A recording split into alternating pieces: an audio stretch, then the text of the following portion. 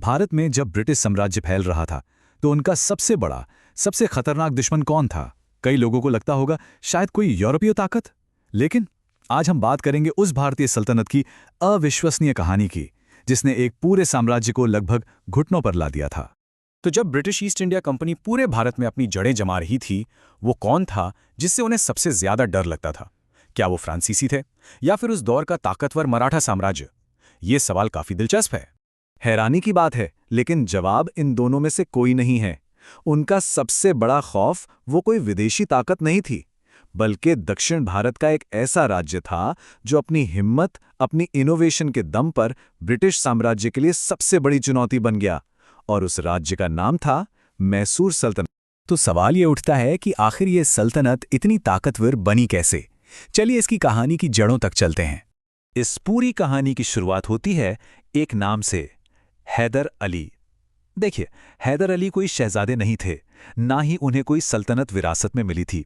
उन्होंने मैसूर की सेना में एक मामूली सिपाही के तौर पर शुरुआत की, लेकिन अपनी जबरदस्त काबिलियत और फौजी सूझबूझ के दम पर वो एक-एक करके सीढ़ियां चढ़ते गए और देखते ही देखते 1761 तक वो मैसूर के बेताज बादशाह, मतलब कि डे फैक्टो रूलर बन चुके थे।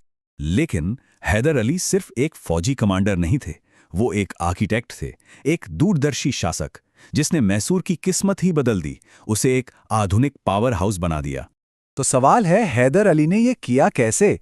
देखिए, उन्होंने कई मोर्चों पर काम किया। सबसे पहले तो उन्होंने पूरे रेवेन्यू सिस्टम को ठीक किया, भ्रष्टाचार खत्म किया और खेतीबाड़ी को बढ़ावा देने के लिए सिंचाई में इन्वेस्ट किया। इससे राज्य की तिजोरी भर गई।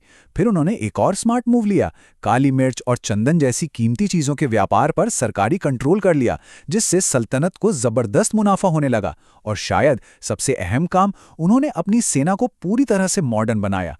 यूरोपीय स्टाइल में पैदल सेना तैयार की और उन्हें ट्रेनिंग देने के लिए फ्रांसीसी अफसरों को काम पर रखा। नतीजा, मैसूर की सेना उस वक्त भारत की सबसे खतरनाक सेनाओं में से एक बन गई। 1782 में हैदर अली की मौत के बाद उनकी विरासत संभाली उनके बेटे टीपू सुल्तान ने। और टीपू वो इस विरासत को एक बिल्कुल नए लेवल पर ले जाने वाले थे, एक ऐसी ऊंचाई पर जिसकी शायद किसी ने कल्पना भी नहीं की होगी। उन्हें एक नाम से जाना जाता था, मैसूर का बाघ या द टाइगर ऑफ मैसूर। और ये सिर्फ एक नाम नहीं था, ये नाम उनके किरदार को दिखाता था।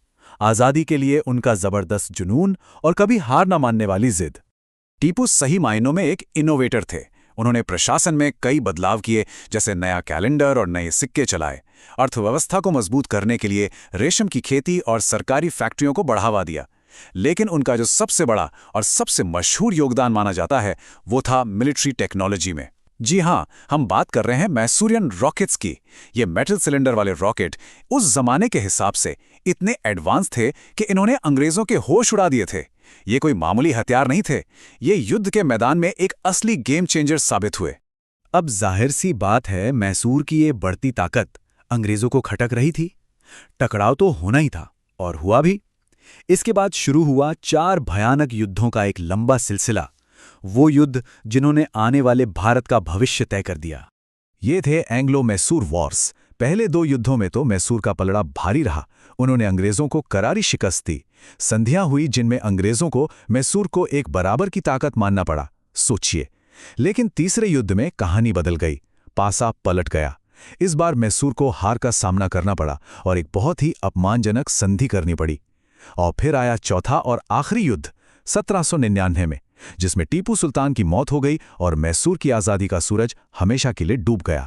तीसरे युद्ध का नतीजा मैसूर के लिए कितना विनाशकारी था, इसका अंदाजा इस बात से लगाइए।